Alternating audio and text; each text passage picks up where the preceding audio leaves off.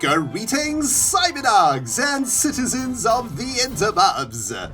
This is RENDOG'S moonwalking through the sewers of Molecity in this Let's Play Minecraft Survival series. Hope you guys are doing fan-freaking-tastic wherever you are in the world. I am pumped. I am hyped. I am so very happy today, guys, because today we get to play some Minecraft Survival in our original home away from home. Today we are working in Molecity, we are making a nursery, and we are back to laying down some blocks in the place where it all freaking began, man. In the previous episode, we went on a giant-ass tour of our capital city, and I couldn't be happy to be back here today, guys. I have missed the place something fierce, man. I spent a good portion of the last 4 years of my life on the streets of Molecity, and I've spent the last few months away from the place, man. And, you know, now that I've come back here, I realize how much I freaking miss it and how glad I am to be back. We have been invited back, of course, by the citizens of Molecity to come and build them a nursery. They've all heard about our adventures across the lands, our discovery of a mesa biome, our discovery of a butt-ton of gold for Granny Dog's monument, and for some reason, it's got the juices flowing around here, man. These villagers have been getting busy, something fierce. And they've been making a bunch of babies, and we need a place to look after all them babies, don't we? Hi! Don't get in my face there, lady! Jeez, back up! Freaking personal bubble, man! Honestly. Anyway, today, my friends, we're going to start working on a really cool project in the city. It is going to be called the Nursery, but it is actually going to be a villager spawner. And I thought that a really cool spot for the villager spawner might be right over here in this area, right? We've got a huge amount of space to work with, and this is the Nether district of Molecity, because this is closest to the Nether portal temple over there. And I suppose the justification for sticking it in the Nether district is because we're going to be making a facility where two villagers will spend the rest of eternity getting freaking busy. You know what I'm saying? That might sound like heaven to some of you guys out there, but for those of you guys who have had kids or have children, you guys will probably agree with me that popping out babies for the rest of your life is pretty much hell on earth. So I think the Nether District is a perfect spot for our villager spawner. The Nether District is the part of the city where all the dodgy stuff happens. It's where the gangsters hang out, right? And it seems like a pretty good spot for an infinite baby maker. So I'm going to be sticking it down here, I think. Now, we have access to all of the materials available to us in the MOLEMART BAZAAR. We've been invited back to build the nursery, but that doesn't mean we have access to the entire city just yet. We are not allowed to go back into the Molehole Castle just yet. Hopefully, we can convince these villagers and the MOLEMART BAZAAR Incorporated Board of Directors that we deserve a place back in our beautiful Molecity, right? Anyway, I think this is going to be a fantastic location for our villager breeder. Why are we making a villager breeder? I hear some of you guys asking who haven't watched the previous episodes. Well, before I crank something nasty up your ass, pause the video and go watch the previous episodes, for crying in a bucket. Jeez! We're making a villager spawner, my friends, because we are trying to get a mending book. We went on a massive adventure on the search for mending books and on the search for a mesa biome. We found a mesa biome, which is amazing, but we did not find any mending books, unfortunately. So we're going to be taking this into our own hands. We are going to be trying to breed some mending books. We're going to try and breed a librarian that is going to be able to trade mending books for us. So that is the plan for our nursery. It's going to be a very simple villager spawner. I've had a look at a couple of builds, and I think I found a build that is probably going to work. It is a build by my fellow Hermit Tango Tech, and I think that it is going to work pretty nicely if I can actually make it correctly, if I can get the design correct. But we're going to be doing it right here in this space over here, and we're going to be making it out of all the evil stuff. Nether brick, glass, some brick action, maybe we can get some netherrack in there. Going to try and make it look as ominous as possible, right? It's going to be a nursery, of course, where the mole citizens will be able to drop off their kids. But it ain't going to be a nursery with fluffy toys and, rocking horses and places for the babies to sleep the afternoon away. It's going to be a nursery of, well, witchcraft and sorcery, I guess. It's going to be freaking sweet. So here's a weird question for you cyber diggity dogs out there. How many of you have ever had an epiphany while brushing your freaking teeth? I know it's a kind of weird question, but that happened to me this morning, guys. I was shining me choppers early in the morning, getting ready to play some Minecraft in our survival world, and I was trying to figure out an idea for how I wanted to build our villager spawner, and all of a sudden, it came to me in a brainwave, man. I had this epiphany, a mouthful of toothpaste. Let me just count this properly. 1, 2, 3, 4, 5, 6, 7. There we go. A mouthful of toothpaste. I suddenly got a memory in my brain, and it was a memory that actually triggered an idea of how I want to build our villager spawner today. This memory is with my little brother, as most of my sort of early childhood memories are. My little brother, who's 2 years younger than me, is called the Real Goxie, and I've often spoken about him during this series. But this morning, while I was brushing my teeth, I suddenly remembered a very strange memory with my little brother. It was a memory completely filled with tragedy, filled with blissful ignorance, filled with death, destruction, and hope also. One of the weirdest memories I think that I've had in a very, very long time. But I suddenly remembered a story that I wanted to tell you guys today. A story of when my little brother and I got our very first ant farm. How many of you guys out there have ever owned or tried to run an ant farm? It's a pretty weird toy, to be honest with you.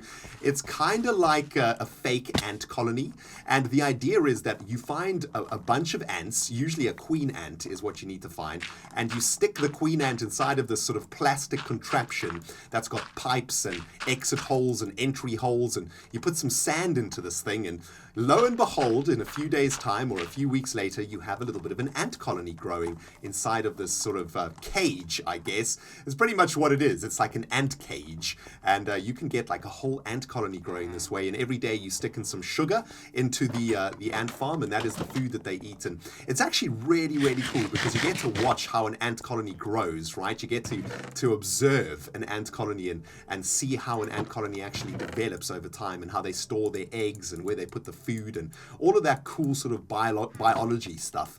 Actually really, really awesome. And my brother and I got for ourselves our very first ant colony when I must have been about 9 years old, I guess, and my younger brother was about 7. Now, the reason that we got an ant colony to begin with is a lot more of a tragic story, to be honest. You know, usually when kids get ant colonies, it's because their friends have ant colonies, or they've read about it somewhere, and or they've seen it in a magazine or whatever, and they're like, Mum, I want to get an ant colony. It looks so freaking awesome. The reason my brother and I got an ant colony was because we needed to relieve a serious bout of guilt that we were feeling together when we were kids. When we were younger, December time was holiday time. In South Africa, December is Christmas for the Southern Hemisphere. For lots of you guys, December is also Christmas, but it's a very cold time of year, isn't it? It's snow and Santa Claus and reindeers and all that jazz. In South Africa, December is summer. It is very hot. The sun is out, and most South Africans are on holiday, and many of those South Africans go to the beach, and that's exactly what we used to do as our family. We used to go to a house on the coastline, on the east coast of South Africa for holidays every single December.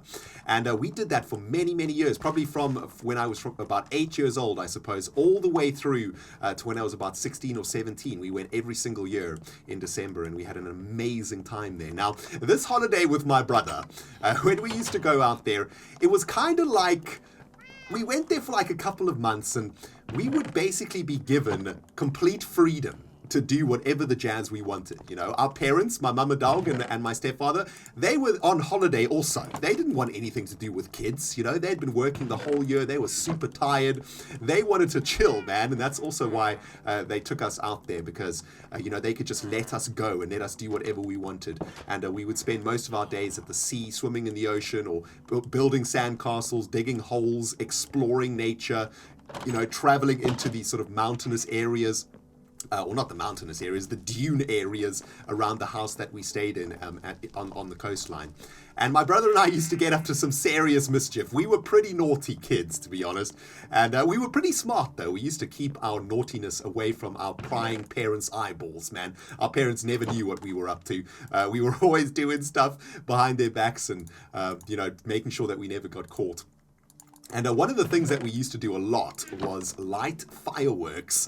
For those of you guys, fireworks these days are a little bit more difficult to get a hold of. Back in those days, and this is quite a long time ago in South Africa, you know, fireworks were very easy to get a hold of, and we used to spend our pocket money on fireworks when we went to our beach holiday house, and we'd spend all of our pocket money on buying a whole bunch of fireworks, but we wouldn't buy like the pansy fireworks, you know. We wanted to get the serious stuff, man, the big boom explosions. Those are the fireworks that we liked, and we used to buy these things called Widowmakers, which was one of the most terrifying fireworks that you've ever freaking seen, especially if you are a parent. The last thing that you want your kids playing with is something called a Widowmaker, right? Freak, I need a bucket of water over here to make this croppage grow. Let's see if we can go get ourselves a bucket. Anyway, my brother and I used to go and buy some Widowmakers from the corner store in the little seaside town. Why the shopkeeper was selling fireworks to children, I will never freaking know. But we managed to go there and buy a bunch of fireworks, and we used to get these things called Widowmakers, which were basically miniature sticks of TN freaking T, you know? I mean, they were like crackers on crack, should we say. Absolutely massive fireworks. And they would be so freaking loud, man, like a gunshot when those things went off. And they didn't even have a fuse. The way that you lit them was they had like a really big thing, like a match at the one end of it, and you actually had to light them on a matchbox.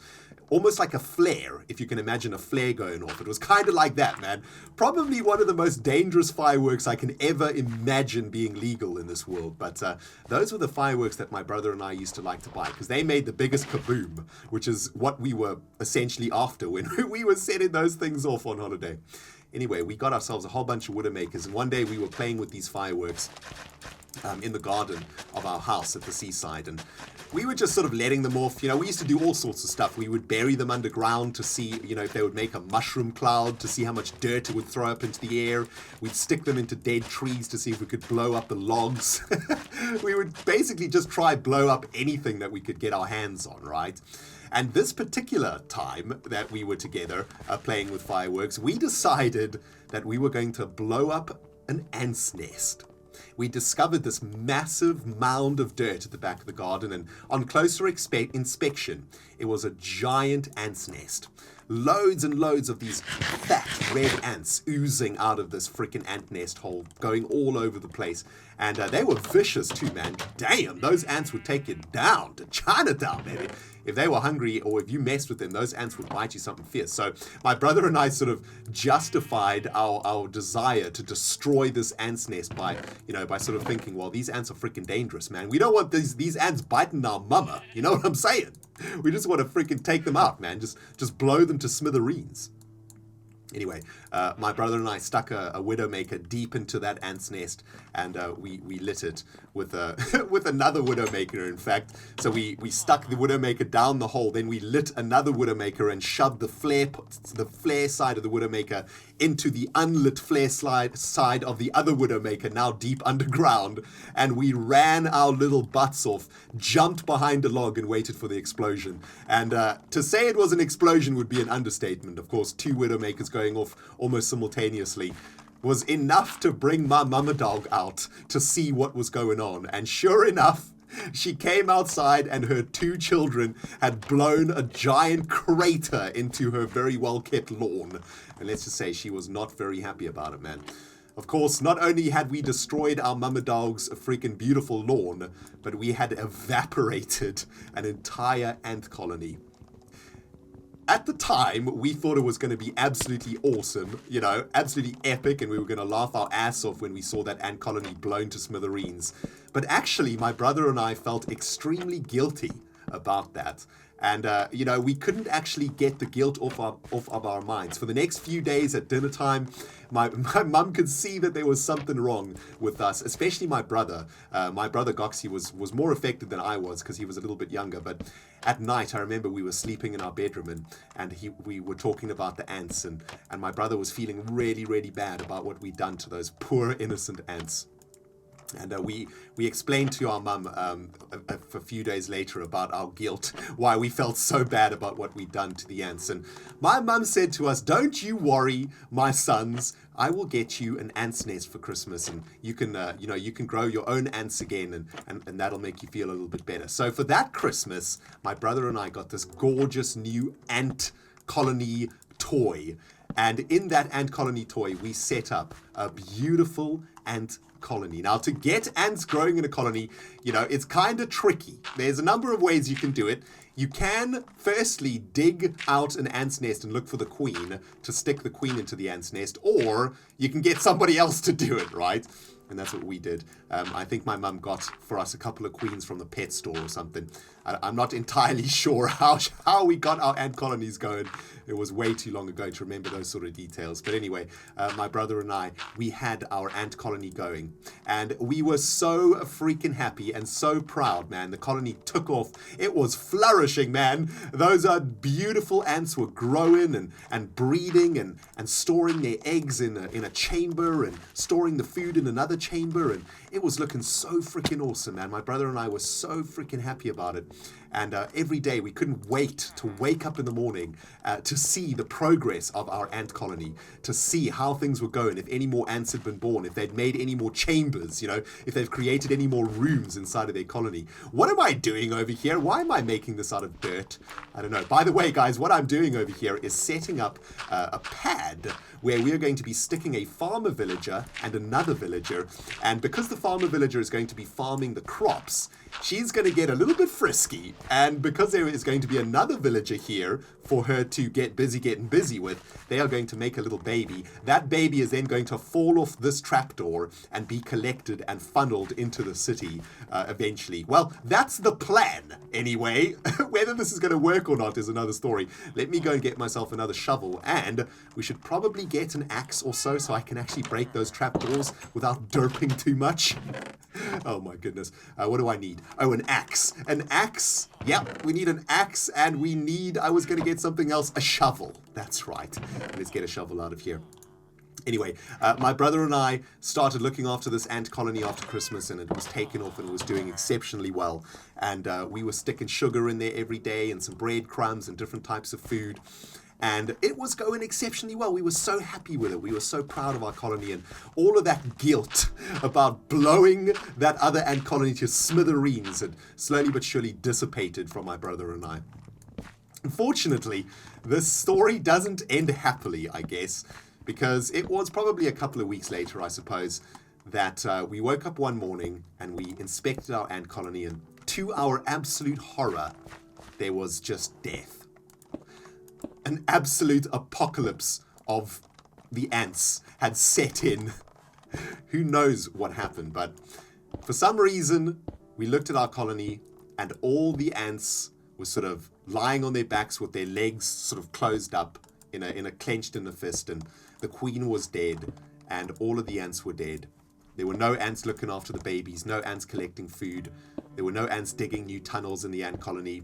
It was just death, destruction. And my brother and I were devastated. I guess the guilt of blowing up that ant colony came flooding back to us as young kids, and we couldn't understand what had happened here. I suppose karma had kicked in. For those of you who believe in karma, I suppose that was a pretty good example of karma coming back to bite us directly in the butt crack, right? Anyway, my brother and I were absolutely devastated, and we were looking through all of the chambers, trying to find any survivors of this ant apocalypse. And lo and behold, underneath the whole pile of ant corpses was in fact one ant who had survived. One ant who was still kicking, alive and kicking. And my brother and I opened up the ant colony because it came in two parts. You could actually sort of take the two parts apart. Think about like two windows next to each other, right? Let me try and show you guys exactly what an ant colony might look like. So it's made out of like plastic windows, I guess, like this. Get out of here, villager! Freaking idiot! I'm trying to tell the CYBERDOGs a story. But you got 2 windows over here, right? And inside here is the chamber where the ants live, so you can actually see them. But you're able to sort of undo these windows like this to take the ant colony apart. So my brother and I took the ant colony apart to get that lone survivor out of there.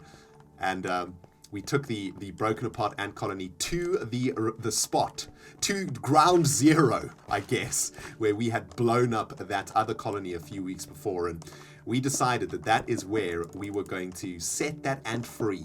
And for some reason in our small little brains, I guess it made sense that that lone surviving ant should be let free into the colony that we had destroyed. And in our own minds, we assumed that that ant would bring the colony back to life, that that single ant would somehow manage to repair the damage that we had done a few weeks later. And we let the ant out of the colony, and I'll never forget seeing that ant go out of that colony into nature once again. It almost looked really happy, you know, free, almost elated, I guess, as it ran back and forth on the dirt. Probably, well, instinct kicking in, trying desperately to find its own colony again and to find its queen. And of course, that ant probably didn't last very long, and it probably came to a tragic end itself. But in the minds of my brother and I, in our very young infant minds, we had repaired the infinite damage that we had done, and our guilt had been slowly lifted off our shoulders for blowing up a perfectly innocent ant colony a few weeks before. Well, I gotta admit, CYBERDOGs, it doesn't really look much like the ant farm that I remember having when I was a kid. But you know what? It's doing exactly the same thing as an ant farm does, right? We are going to be trapping our ants up there. And by ants, I mean villagers. Those villagers are going to be, well, making eggs, aka babies. And those babies are going to be falling through these trapdoors over here. And we're going to be capturing the babies in some aqueducts and delivering them into the streets of Molecity. We're going to have a whole bunch of homeless children around the place very soon. But yeah, you guys can see we have a ton of work still to do though. I've literally just set up the spawning pad up there. We still have a couple of technical things that we need to get done to make this thing actually work properly, but I think we will get going with that in the next episode. I kind of like how it looks though. It's looking kind of evil over there, isn't it? With all of that netherrack and glass. It's in fact looking a little bit perhaps too fierce for the streets of Molecity. We might need to find a way to make it blend in with the city a little bit more. Also, we've got a problem here with this pylon connecting to this block over here. I don't know what I'm going to do about that. I'm going to have a think about how to make it integrate a little bit better. But I'm super excited to get our villager baby ant farm up and running, my friends. This is just the foundations of this bad boy. And hopefully in the next episode, we can get this thing fired up and we can get those villagers to start pooping out some babies to populate this place and get ourselves a librarian that trades mending. That is the freaking plan. Anyway, guys, that's going to about do it for today's episode, man. I am out of freaking time and I need to go for a walk. I need to get outside, man, even if it is freezing in England at the moment. I need myself some fresh air. Thank you guys so much for watching, man. If you enjoyed the episode, you smack that like freaking button. If you haven't subscribed yet, you smack that freaking subscribe button. It's been RENDOG'S coming at you from the streets of Molecity in this Minecraft survival series, and we will smell you all in the next episode.